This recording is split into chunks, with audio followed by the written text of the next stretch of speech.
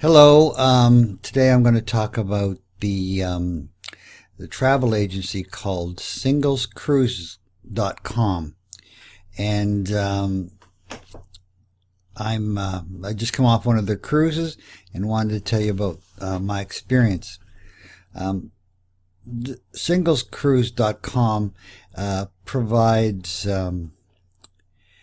cruises to single people. Or solo travelers, I guess. I think they also do some land-based trips as well, but mostly it's about cruising. This is September 2016. I just come off last week off the cruise. So I've done a lot of cruising, about 20 cruises. I've also done some cruises with Norwegian in their solo cabins program, and there's a separate YouTube video about that experience. That was pretty good too.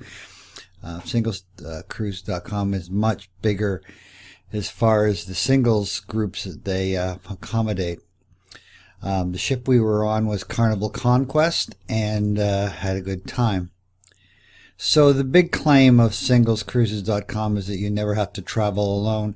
As a single man, as a solo traveler, it was very attractive to me, the thought of being able to be with other people on the cruise as opposed to being solo all the time. As you know, cruises are filled with couples and families and that sort of thing. So it's possible to have fun without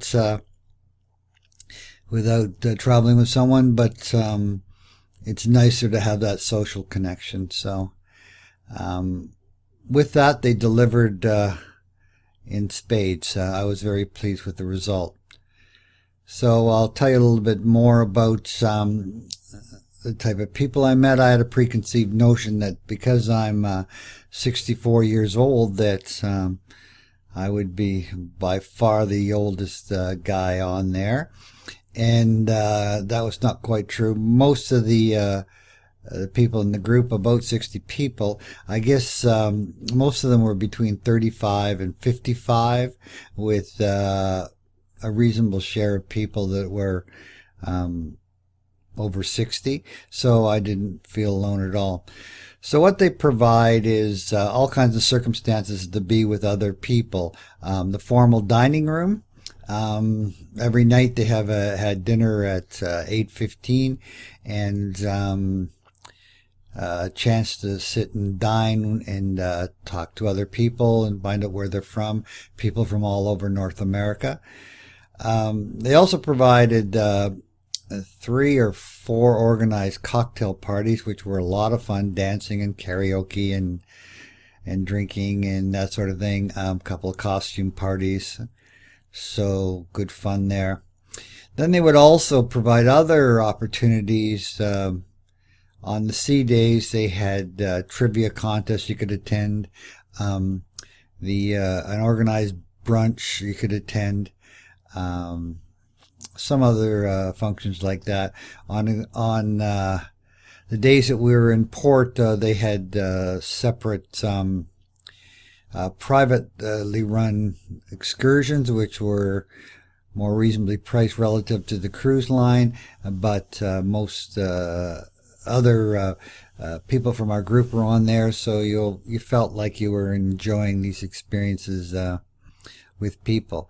My experience has been it was most of the people would attend some or most of the functions, but if they wanted to go off and see a show instead of going to the dining room, they would do that. So it was kind of nice. You would meet someone at one of the things, and then because the ship is a small community, you'd bump into them on your travels around the ship and that sort of thing. So there was always lots of people to talk to.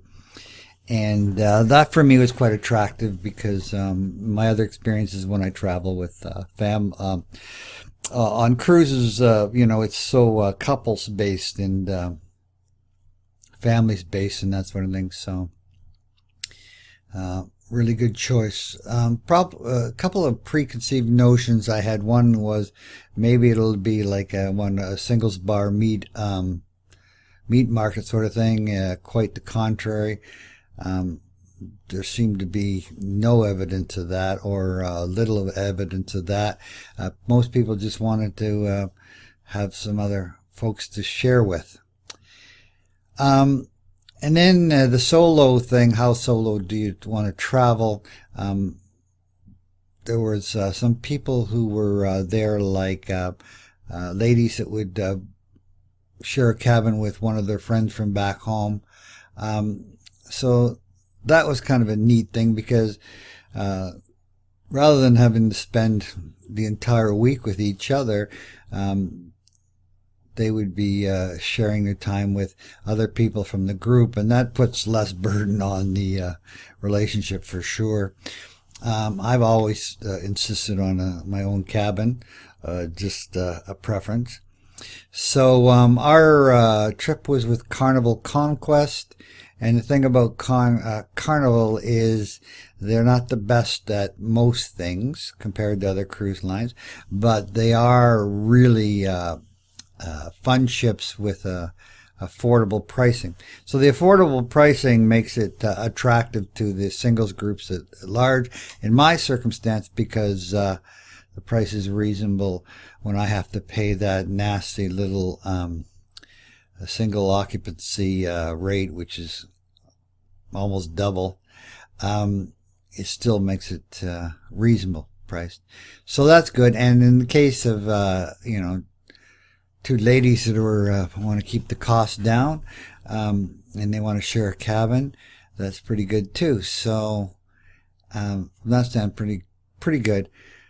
Their choice, they don't always use Carnival, and they offer some other cruise lines as well. Like I said, Carnival is kind of a value price and fun ships and that sort of thing. That makes it, when you're sharing time with a lot of other people, attending those pool deck contests and game shows and going to shows and dinners and so on. The star of the show is enjoying the time with other people. So in closing, I would have to say that I absolutely will go on other cruises with singlescruises.com. It's important to note that there are other competitors.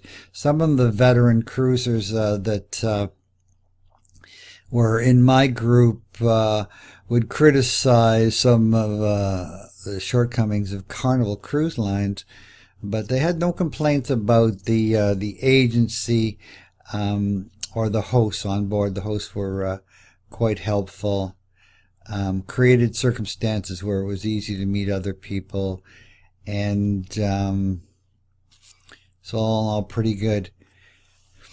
There are a couple of other competitors to singlescruise.com, and members of our group had attended theirs, and they said that the experience was similar, and a lot of them had gotten into the groove of taking all their cruises with a company like singlescruise.com. So all in all, that was my experience. Hope that's a help to you, and in the meantime, enjoy your cruises.